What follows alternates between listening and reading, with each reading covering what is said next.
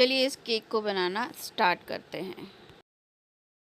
Hello friends, आज मुझे फिर से 2 टियर केक का ऑर्डर मिला था, तो मैंने सोचा आपके साथ में इसका डिज़ाइन शेयर करूं कि मैंने कैसे बनाया। तो मुझे 1.5 किलो में टू टियर केक बनाना था, तो मैंने नीचे का जो है वो 7 इंच का स्पॉन्ज बनाया है और 7 इंच की टिन में बेक किया है स्पॉन्ज को, और ऊपर का जो है 5 इंच के टिन में स्पॉन्ज को बेक किया है मैंने। इसे 3 लेयर्स में कट कर लिया है। अब हम इसकी आइसिंग करेंगे।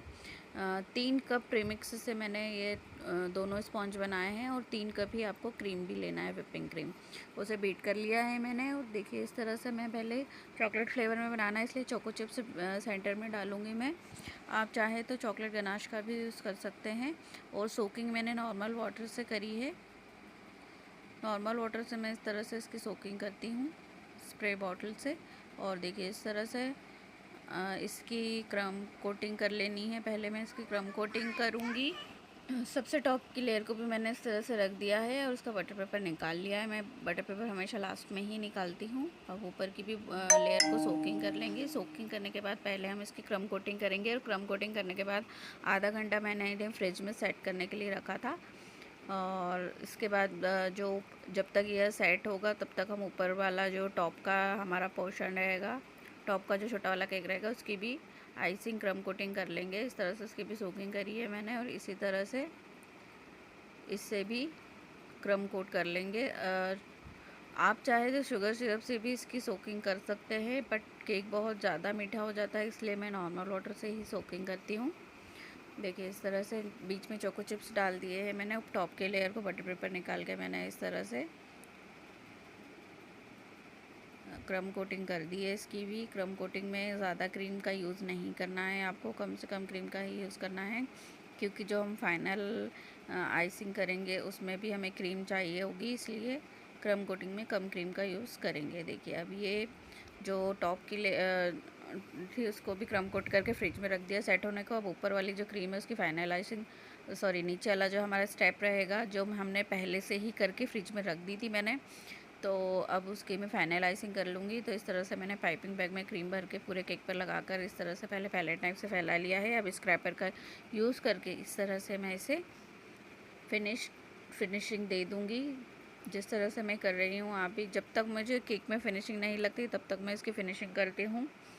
आप भी इस तरह से फिनिशिंग कर सकते हैं। अगर आप बिगनर्स हैं तो भी आप इसी तरह से करिए। और स्क्रैपर से बहुत अच्छी, स्क्रैपर की जगह मैं हमेशा विजिटिंग कार्ड का ही यूज़ करती हूँ, तो आप भी अगर विजिटिंग कार्ड का यूज़ करेंगे तो उससे जो है फिनिशिंग बहुत अच्छी आती है केक की।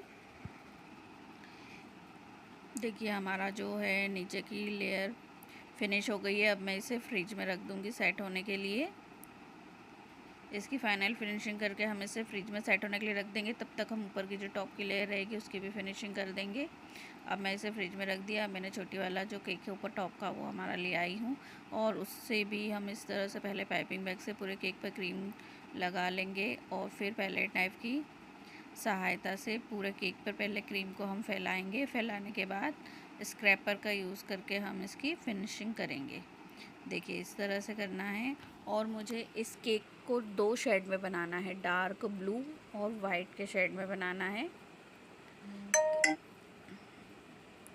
देखिए इस तरह से इसकी हम फिनिशिंग कर लेंगे। फिनिशिंग आपको, अगर आप कस्टमर को केक दे रहे हैं तो फिनिशिंग पे आपको बहुत ध्यान देना है। कस्टमर्स जो है वो हमारी फिनिशिंग ही ज़्यादातर देखते हैं, फिनिशिंग टेस्ट मैटर करता है, तो फिनिशिंग पे भी आपको बहुत फोकस करना है। देखिए केक की फिनिशिंग मेरी हो गई है।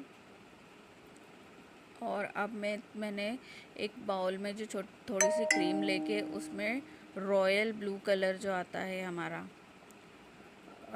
जेल कलर आपका यूज़ करना है। जेल कलर का, royal blue colour jail colour का यूज़ किया है मैंने। उसे क्रीम में मैंने, देखिए कुछ मुझे डार्क शेड चाहिए इसलिए मैंने ज़्यादा डाला है, और क्रीम थोड़ी सी है इसलिए कलर डार्क जो है हमारा आ गया है।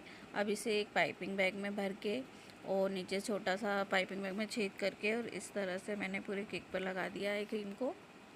मुझे हाफ़ केक कवर करना है ब्लू कलर से, तो मैं इस तरह से लगा के और स्क्रैपर से मैंने बस घुमा दिया है, और हमारा केक पे कलर जो है वो आ गया है। जहाँ जहाँ नहीं आया वहाँ पर मैंने फिर से लगा के इसे घुमा दिया है। अब सेम ऐसे ही हम बड़ा वाला जो हमारा नीचे वाला स्टेप है उसका भी कर लेंगे। उसे भी मैंने इसी तरह से लगा के पाइपिंग बैग से लगा के और स्क्रैपर से फैला लिया है। फैलाने इससे भी हम स्क्रैपर की सहायता से कंप्लीट कर लेंगे। देखिए देखने में बहुत सुंदर लग रहा था केक। मुझे नहीं पता आपको वीडियो में कैसा दिख रहा हो, लेकिन रियल में दिखने में केक बहुत सुंदर लग रहा था। इस तरह से मैंने फैला दिया है पैलेट नाइफ से। जहाँ जहाँ आपको वाइटेज ज़्यादा लग रहा हो वहाँ पर फिर आप पैलेट नाइफ से लगा के इस तरह से स्क्रैपर घुमा सकते हैं। अब जो है मैंने ऊपर टॉप पे डॉवेल्स लगाना है हमें, क्योंकि हम ऊपर भी एक स्टेप रखेंगे, इसलिए मैं डॉवेल्स का ही यूज़ करती हूँ। तो डॉवेल्स में लकड़ी की जो स्टिक्स आती है, बैम्बू स्टिक्स, उनका ही यूज़ करती हूँ। उसे मैंने कट कर लिया है केक के साइज़ से और इस तरह सेंटर में मैंने 4 लगा दिए हैं। और केक को देखिए हमें इस तरह से उठाना है, ऊपर से आपको बैम्बू की स्टिक रखना है और बस केक पर हमें रख के और पैलेट नाइफ को निकाल लेना है। कैप्चर नहीं हो पाया था ये, देखिए इस तरह से रखना है। और अब हम इसका फाइनल डेकोरेशन करेंगे। कुछ ये नॉन एडिबल है, ये फॉक्स बॉल्स, ये इसका यूज़ किया है मैंने। मार्केट में जहाँ भी केक का सामान मिलता है वहाँ पर आपको आराम से मिल जाएगी, आप लगा सकते हैं। और ये हैप्पी बर्थडे का जो टैग है इस तरह के भी मिलते हैं। इसके ऊपर से आपको एक पन्नी चढ़ी होती है, उससे आपको निकाल के और फिर इसे केक पर लगाना है। देख एडिबल गोल्डन फ्लेक्स डाल दिए हैं और ऑयल में गोल्डन डस्ट मिक्स करके मैंने इस तरह से कुछ स्प्रिंकल कर दिया है। वीडियो पसंद आए तो please like share and subscribe. Thanks for watching.